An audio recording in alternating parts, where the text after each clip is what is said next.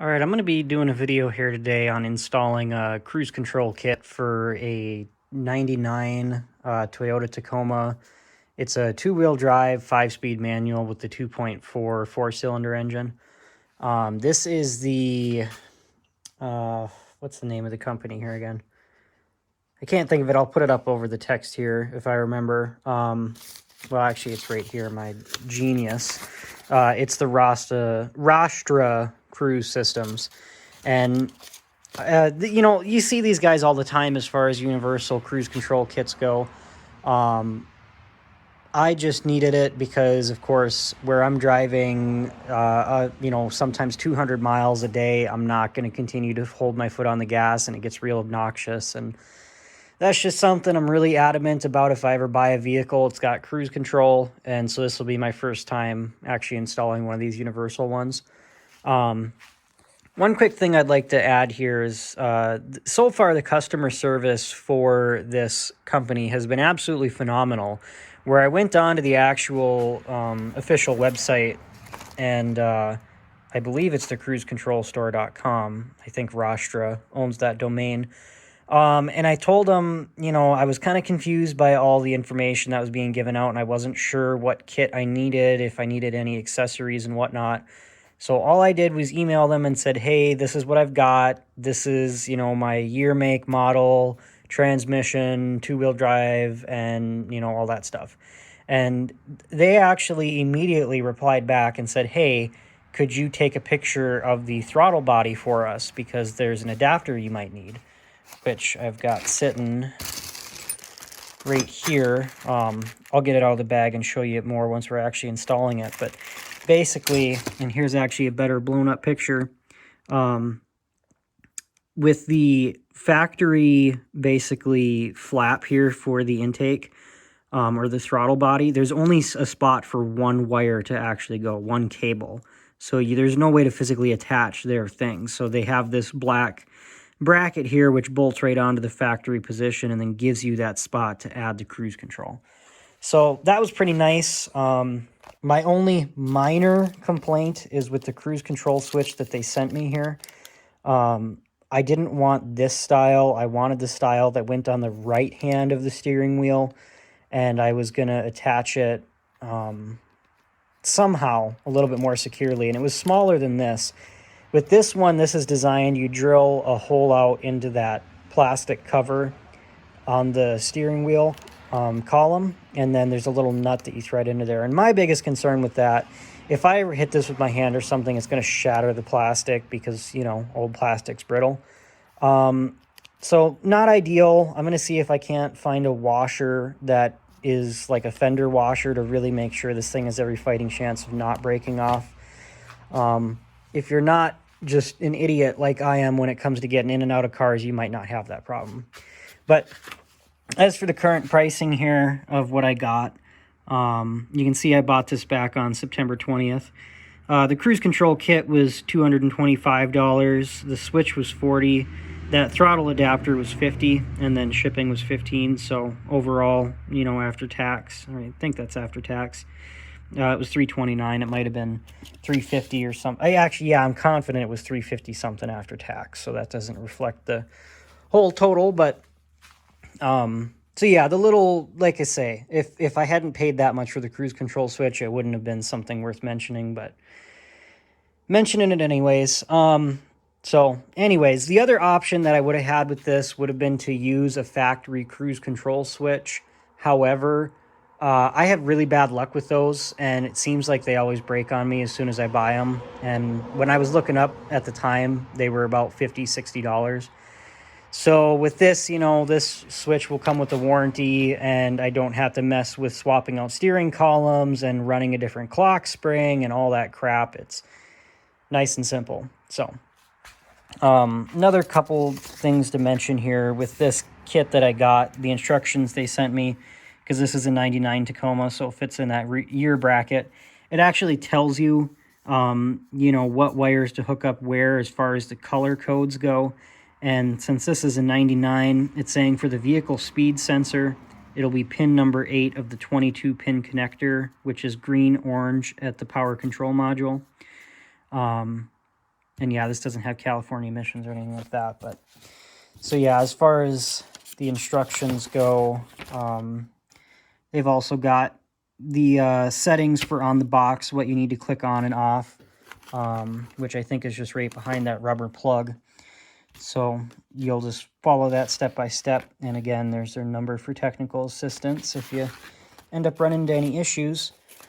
And then I think the only other piece of literature they sent with this was this, which, let me find it here again. Yeah, so 98-01 Tacoma 4-cylinder, 2.4. I guess it's saying that it needs that switch, or that's the better fit, or whatever. I don't know. Maybe the switch I wanted wasn't compatible, regardless. And it's just saying for the vehicle speed signal, it says that same thing of 8 or 9 of 22 pin connector, or position 12 of 28 on the ECM. So it may not for sure be the exact right pinout as what they said here, which is why they give you that as well, just to check it in case there was a variation in the manufacturing of the wire harness, or it's not like modern day vehicles where you can look up on all data, this wire is for sure here and it for sure does this. So, and just to give you a quick little shot of the vehicle that it's actually going into, I still have to do a paint job on this. The clear coat's fading in quite a few places, as well as this fender here doesn't even have clear coat because it was replaced. But for Minnesota, you absolutely cannot find any Toyotas that are in this good a condition. I'd get a light under here to show you, but I'm sure a lot of people watching this video aren't really going to care about it. But the actual frame rails still have the original black paint on it from the factory. There's very, very minor surface rust here and there. There's no rotting or bubbling or anything like that. And I did spray some bed liner in the back here. So far that's been the only modification I've done to it, other than some LED headlights. But as you can see, I wanted the cruise control switch to be over here. Since I'm a Subaru guy, that's where it always is. That's what I'm used to. And typically with Subaru, it attaches actually to the steering wheel, and as you turn the wheel, the thing turns along with it, which is where you would need a different clock spring. But yeah, I'm not obviously going to bother with all of that, and I probably am in the future going to change this out for a tilt column. I don't know if I'm the only guy who has this issue, but especially with these Tacomas, it feels like the steering wheel should be 3 or 4 inches further to the right and drop down just a hair for this fixed position. Because when I'm driving, instead of my hand being straight up like it should be, it feels like it's off over to the left, kind of trying to resituate myself. I don't know, just a minor thing to mention anyways. But yeah, it is probably going to be a pretty simple install. I'll have to follow the instructions and kind of go off play by play of if I run into any issues with it. So enough jibber jabber, and we'll just get right into it. All right, so I just got the first couple steps done. Wanted to note a couple things. They're mainly just focused on installing this adapter for this throttle body, like I was mentioning. You are supplied with a 1/4x20 nut to basically make the threads on this protective sheath for this snap-in cable part, whatever you want to call it, I don't care. And then the bracket goes right behind the throttle body nut right here, or the throttle cable nut, I should say. And there is instructions on how to measure it. They're pretty self-explanatory. Basically, you make a mark where it's at idle, you open the throttle body to full throttle, and then you make another mark, and then you do the math of how many inches of travel there is, and it says if there's less than 1 5/8 inches of travel, then you need to add beads to the adapters, which I'll show you in a second here. Mine was about 1 inch and just shy of 1.5 inches. So I needed to gain essentially 1/8 of an inch, or pretty close to it. And so they give you these beads here, There's plenty more than you'd ever need. And then these adapters here, these little brass adapters. So I got ahead of myself because I only needed one bead. So of course you need one bead to go on the brass, the one bead for the spacer, and then one bead to go on the brass. So you're only adding one bead, which is about 1/4 inch. But then that's where I read for the throttle adapter, you need to take that cable stuff off, make the threads on the cable, thread that thing in, attach it to the throttle body. Only complaint with the thing that they supply, they tell you to throw out the old nut and use this locking washer one, which is fine. That makes sense. My issue is with how little space there is between the top of that nut and that bracket.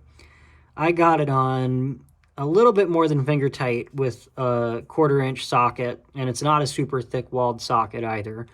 And then I couldn't get it anymore because the socket would not turn between the nut and the bracket. So what I ended up doing, and it was a 14, I don't know where I put my 14, but I basically put it on kind of like that to where it was grabbing two sides, and then ran a screwdriver through the top of this, and then turned the screwdriver to kind of basically act like an adapter to actually tighten the thing down. So yeah, they could have stood to use a little bit smaller of nut on there. Not a big deal, but I'm using the hardware they supply just, you know, because they supplied it, and that's what's supposed to go on here.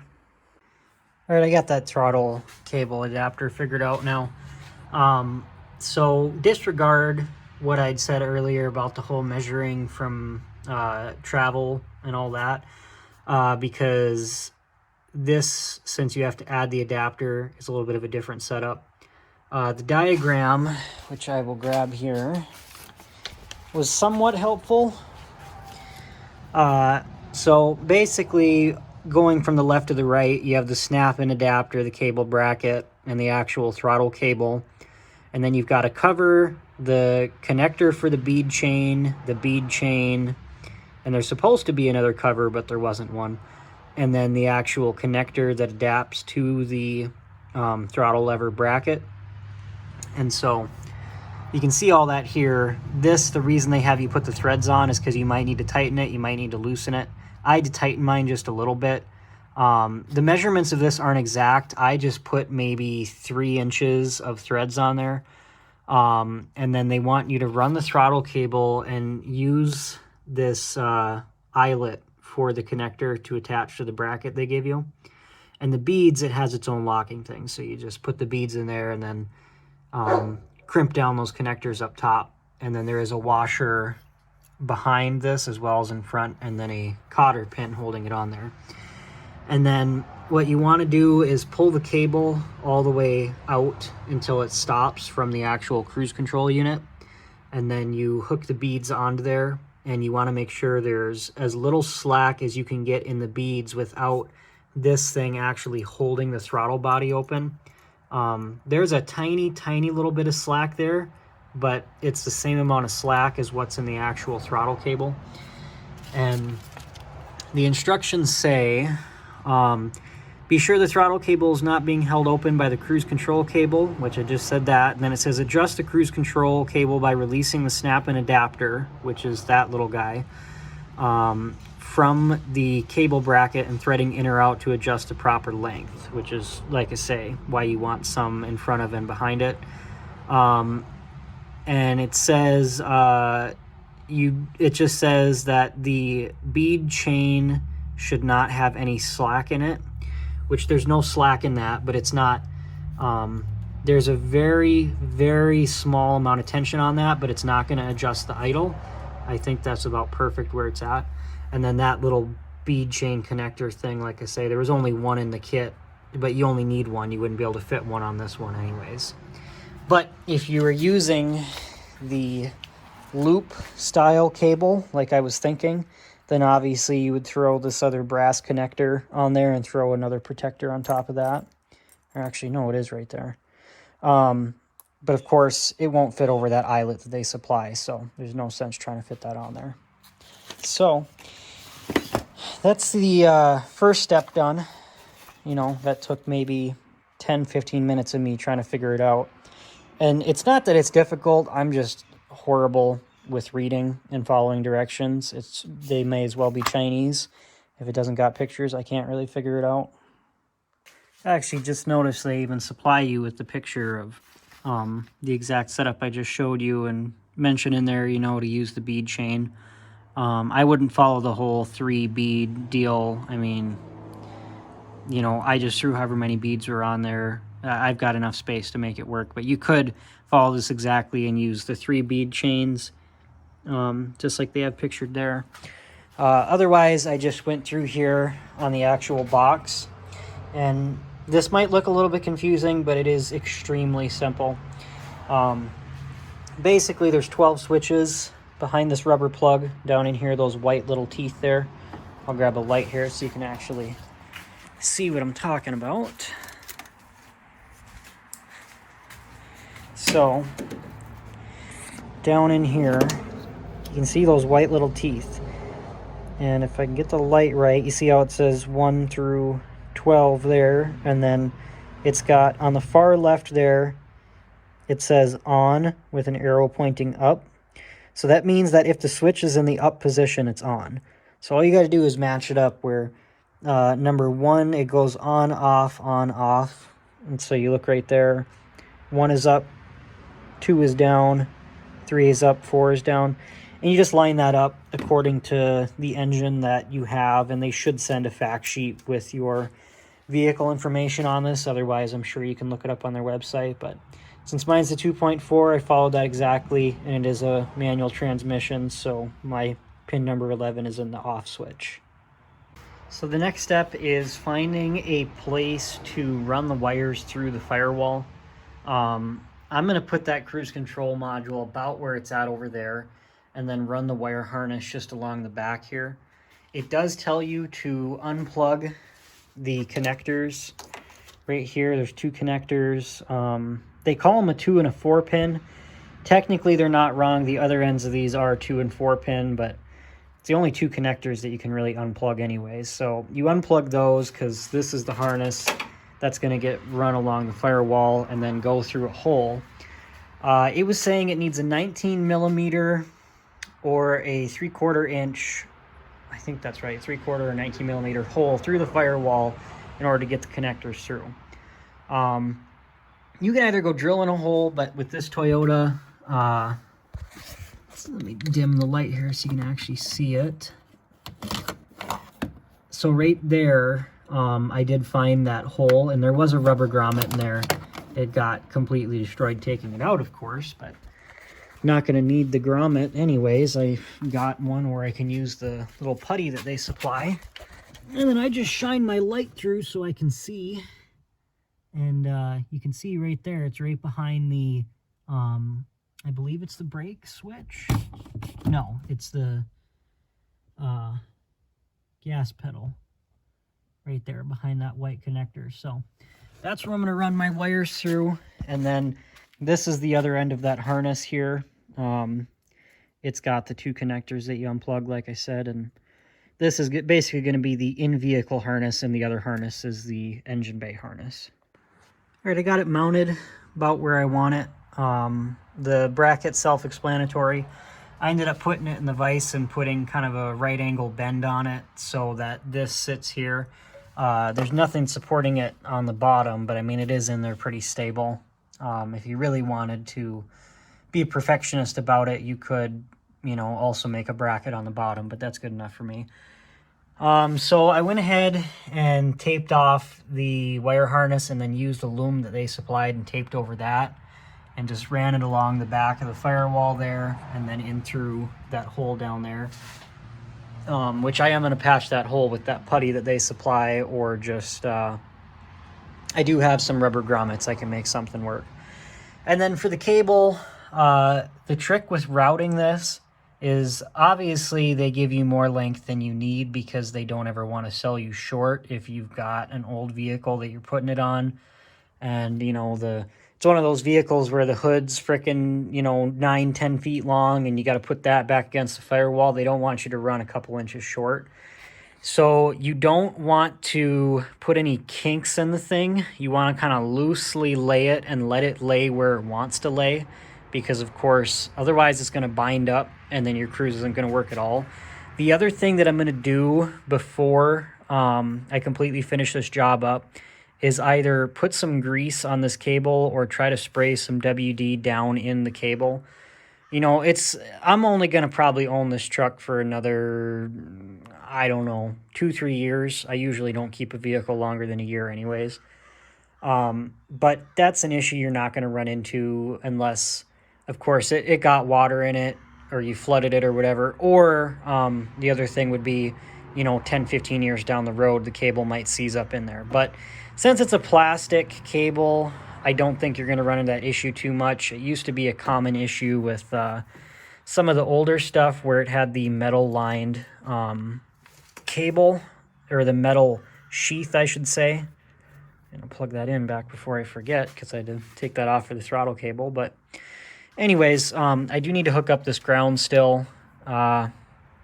Ideally, I would hook it up to the battery, but all I'm going to do is just hook it right up to that ground right there and clean it up and put some dielectric grease on it and make sure it's a really good solid ground. And then I think that's pretty much it under the hood, unless the instructions say something different. For my vehicle speed sensor, and this thing doesn't have a tachometer at all, but there is a tachometer wire if it requires it. I'm saying there's a tachometer wire for the cruise control. I don't even know if this Toyota has anything for a tach signal whatsoever. But anyways, there was a note in the directions that said if you do not need to use the dark blue, and I think it was gray wire, which are these two loose wires here, then just put those in the cab with the rest of the wire harness. But they're long enough so that if you did need to tap onto a vehicle speed sensor signal on the transmission or somewhere else, then obviously those are long enough to reach where they need to go. For me, like I say, all that stuff's inside the cab. I'll just trim that back to however long it needs to be, plus, 5-6 inches, so I can move it around if I need to.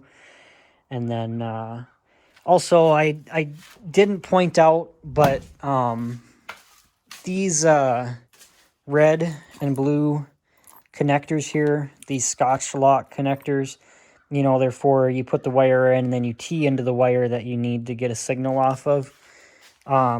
You just need to make sure to do that as soon as you get them, because that's where they belong. Absolutely do not use those Scotch lock connectors ever. Interior, exterior, does not matter. Don't use them. Do it correctly. Take a soldering iron, peel back the sheath, and then just wrap the wire around it, solder it, and tape it up. Use a zip tie, whatever you got to do. Just do not use those Scotch lock connectors because they will fail. Just a little tip, if you ever want to know if the vehicle you just bought has been heavily smoked in. Now, I already knew it was heavily smoked in, okay? I already cleaned a lot of the stuff, but, I mean, obviously the headliner, you can see where I scrubbed it clean. But you can still see some of that ashy shit that's left up there. And it's a little bit dusty down here, but the dead giveaway is when it's so ashy that you have ashes just residing underneath the kick panel here. Yeah, I'd say the car was smoked in all right. Shit's disgusting. All right, that was way more of a pain in the ass than it should have been. I needed to get to that brake switch plug, which I'll see if I can get it on camera here. Because that one there is the brake switch. Okay, so you see that gray plug right there, or that gray switch, I should say. There was a wire harness attached to that, and that's the that's for the brake. So when you hit the brakes, it opens the circuit or closes it, and then it sends signal to the brake lights. So I had to pull it up through the top here so I could actually get access to it. The only way to do that, of course, is remove the gauge cluster trim, the kick panel, the climate control, everything. And the reason it was way more of a pain in the ass than it should have been because every single car I know of, this pops out and the climate control and all that stays in. Well, on this one, you have to take the switches and the AC button and everything and the dials off, and then you take the faceplate off, and then right where my thumb is I broke that one off, but there's supposed to be a screw there, and then you can see that little tab there. There was a screw there holding it in. And then you got to take like the ashtray out and the lower little deal with the cigarette lighters in it that goes in front of the shifter there. So a lot of damn work just for 2 little wires. And you couldn't have even fit Scotch locks in there if you wanted to. And since I'm doing this the correct way and soldering everything, now I have it right there, easy to get access to. Before I put any of this back together, I'm going to make absolutely sure that I know I need to tee into the clutch switch or the neutral safety switch or whatever. I call it the neutral safety switch, but it's the same thing. It's basically a brake switch that goes on the clutch. So when you press the clutch in, the vehicle senses it and it'll allow it to crank. You need to tie into that too, but of course, if that's easy to get access to down there, I'll do it down there. Otherwise, I'll fish it up through the top here like I had to with this one. And now is a good time, since I've got this out. I'm obviously going to clean it up, but it's a good time to replace the bulbs if they need to be replaced. I think all my backlit bulbs are good. However, I don't really like the green tint that's on there. Sometimes with these old school deals, if you take it and twist these, yeah, and that's exactly what I was expecting I'd find. That's why a lot of these old vehicles have this green tint, is because there's this rubber, basically a condom over the bulb. And those just go right in like that, and you just twist them and lock them in. I don't like the green tint. I've always hated it on these vehicles. It's driven me nuts, and I don't know. It's too old school for me. I like it to be that soft white that the bulb actually gives off. So I'm going to go around.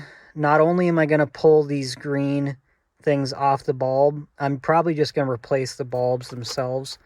You want to make sure you put all the same wattage bulbs in, of course, because if you've got I don't know, maybe these are 5 to 10 watts or something. If you've got a 5-watt bulb here, because you go digging through your junk pile, and then you also put like an 8 or 10 watt up here, you're going to have one spot that's a lot brighter on the instrument panel on the back lighting than it actually needs to be. But that's just a little side note specifically for if you're doing this on a Toyota. But like I say, I'm going to go ahead and tee into that brake switch connector there, as well as the clutch connector, and bring you back once I got that all done. All right, so this has gotten a little bit messier than I would have hoped. Still not an impossible install, but it is becoming a pain in the ass pretty quick. Right behind the glove box there is the actual PCM. According to this thing, it was the green with orange striped wire for the vehicle speed sensor signal, which was pin number 8 of a 22-pin connector. Now, I can kind of show you what that looks like and why I'm not doing it that way. Assuming this light still has some battery in it. So right there is the PCM, and I am teed into that connector there with my multimeter on the wire that says it's the vehicle speed sensor signal. And I've got that run over to my multimeter right over there, and I've got it on the continuity test so that when you touch the 2 wires together and it completes the circuit, it'll let you know if it's the same wire. Well, I tapped into the one up there, and it wasn't doing anything. So I'm assuming the way this is set up is that coming off of the transmission is the vehicle speed sensor, and then that runs into that connector that I am teed into with the red wire over here. And then that must run through the ECU or PCM, whatever you want to call it, and then translates that signal into something that the gauge cluster here would actually understand. So in theory, if the connector is unplugged when you're trying to probe it, it's not going to complete the circuit because it needs to run through the ECU. So it's not the wire just goes straight from the vehicle speed sensor into the gauge cluster. So I traced that back, and this is upside down, but this is the way I got it set up right now.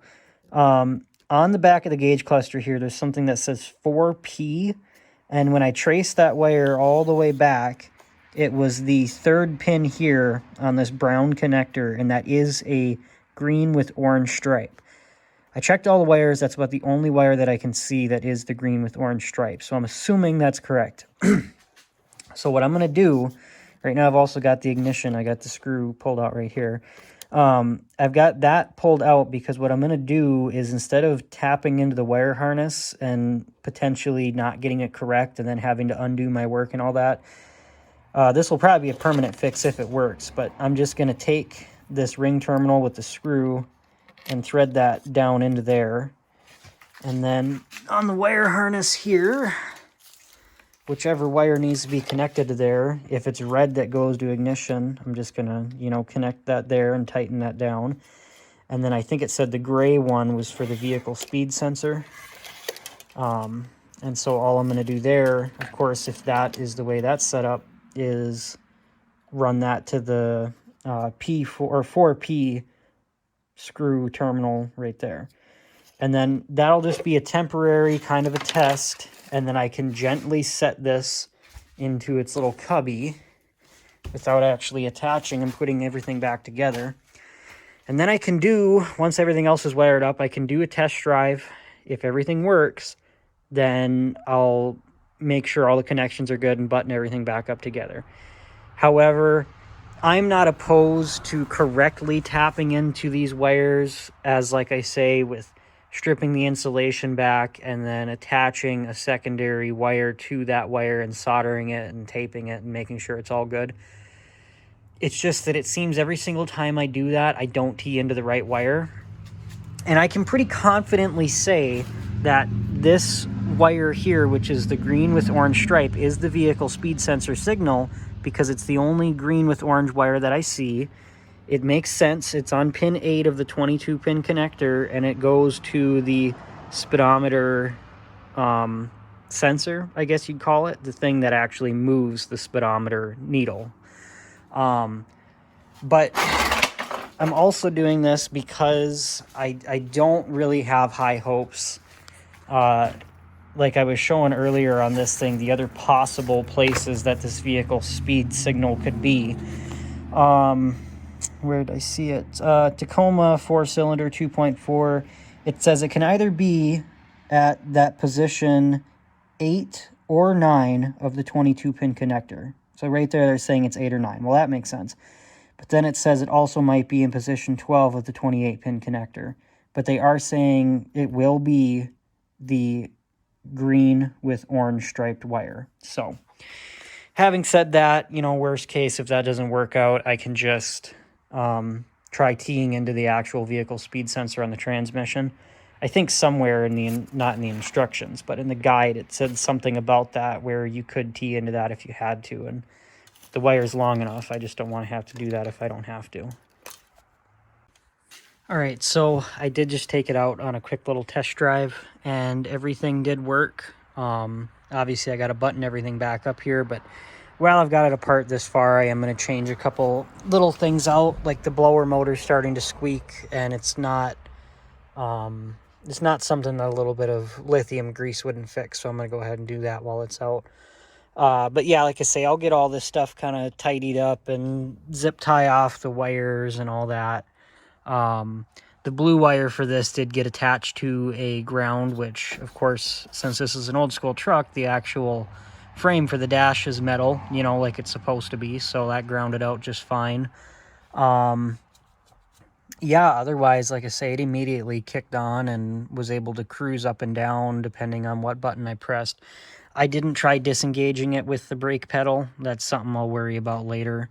It probably does work, though. Otherwise, the only weird thing I ran into was these plugs here. I don't like that the pins are exposed. I was thinking that there was supposed to be a connector that these would slide into and then they would clip together, but just a little thing, so. All right, well, I just was about to leave the house since I did get everything buttoned back up here.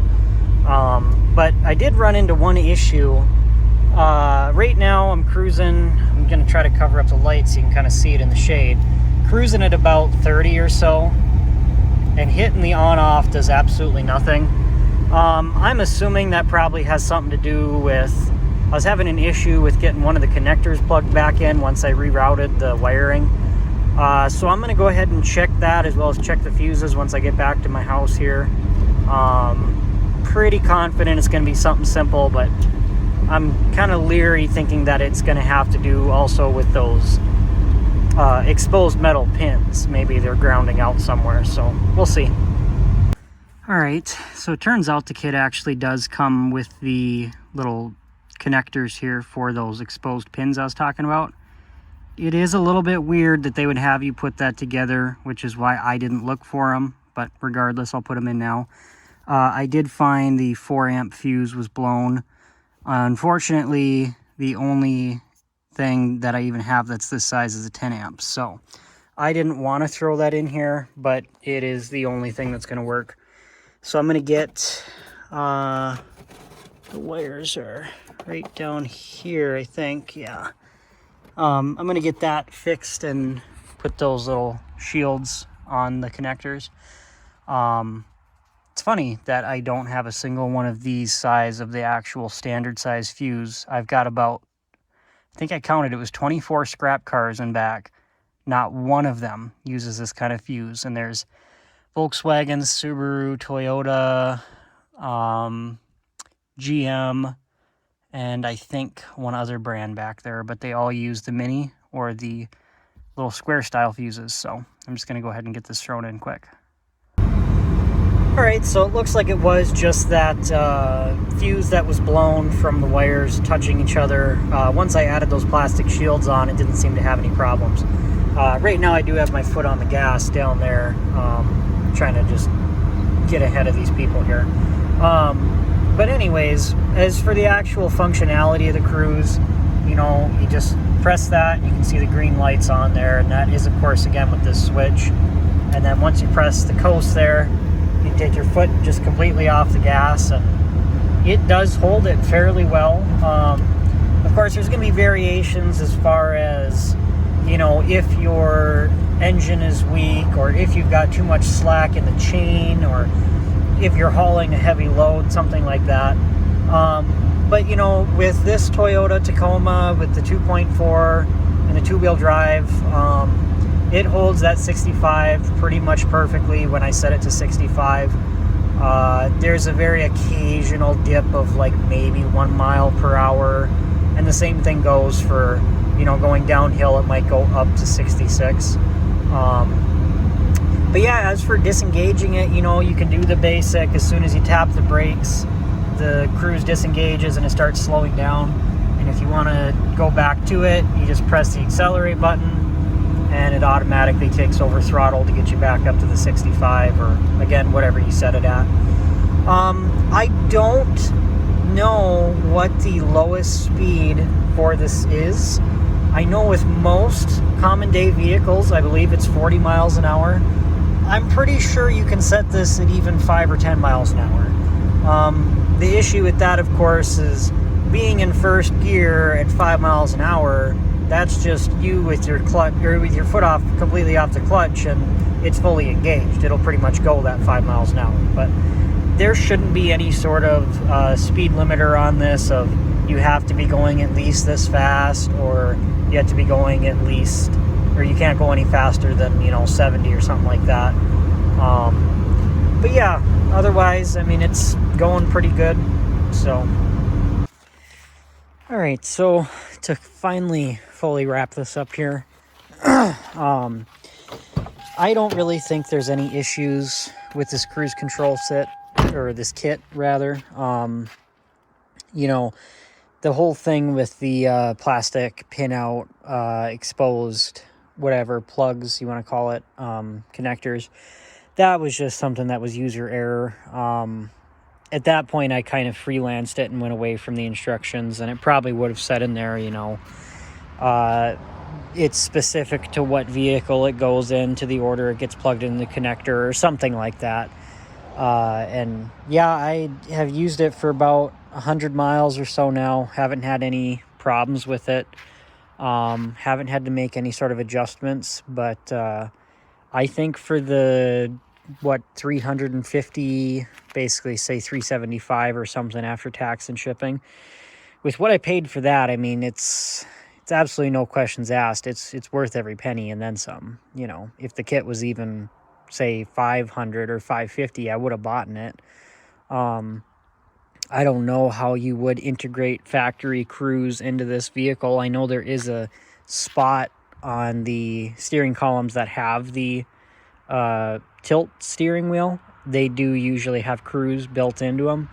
You know, I don't know if that would involve you having to get a different computer as well as a different harness as well as relays, and then you got the frickin' actual cruise button, and then you got the module. And so yeah, I mean, at that point, you know, you're not going to be able to get all that stuff for the 300 or whatever, and with it being 20 something years old, it will fail and there will be no warranty with it. With this, it did come with a warranty. I can't remember if it was, I want to say a year or 5 year. Those two numbers sound right, but regardless, there is a warranty on it, and the parts are readily available.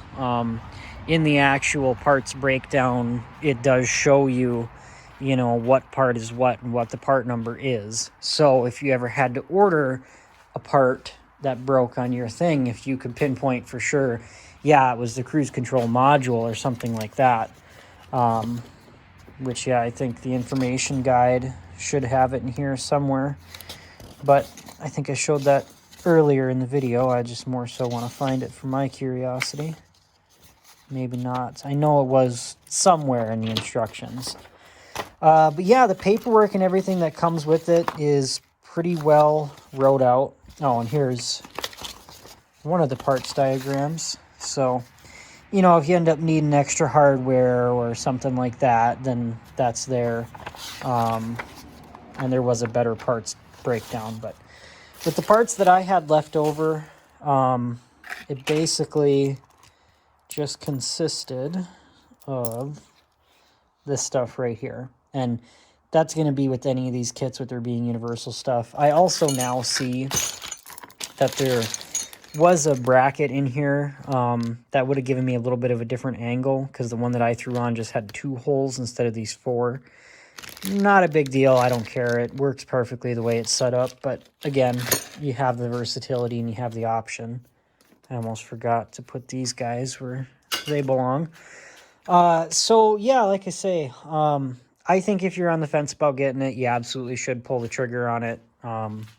The company's really great. You know, they were really responsive with me having messaged them about the kit that I would need and all the accessories and whatnot for the Toyota. I think they got back to me within like less than 24 hours or something. And so as far as any technical support or anything like that, I'm sure they'd be, like I say, readily available to actually help you out.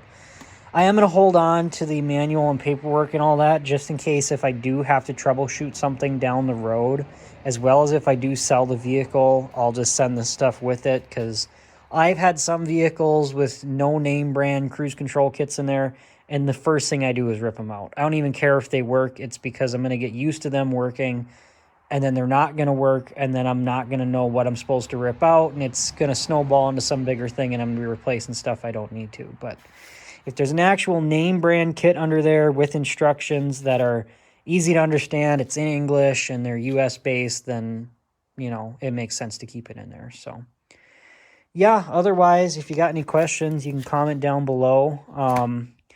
The video is really only going to mainly apply to the 99 Tacoma generation. Obviously, you're not going to go attach to the same wires I did, but the basic setup's going to be the same, where, you know, you attach to a vehicle speed sensor. But I was thinking about this on my way home. There is, I mean, tens of thousands of differences and variations between whether it's electronic throttle body, a cable-driven throttle body, if it's a gas, if it's a diesel, if there's a tachometer, if there's not a tachometer, if it's a manual, if it's an automatic, if it's rear wheel, front wheel, two wheel, four wheel, you know, all that stuff, it will make a difference in how the kit is applied. With this, I think all said and done, if I was to do it again, I would do it the way I did it, where I take the gauge cluster out and just put those ring terminals onto the sensor in the back of the gauge cluster, because you are not going to have an easy time trying to get into that tiny little space where they want you to tee into the PCM wire. It's just not going to happen. So yeah, if I was to do it again, I'd do it the same way. I think it took me just around 2 hours to do, something like that. So if I do it again, I'd probably take an hour, hour and a half, because I would know I don't need to tear apart the glove box and go hunting.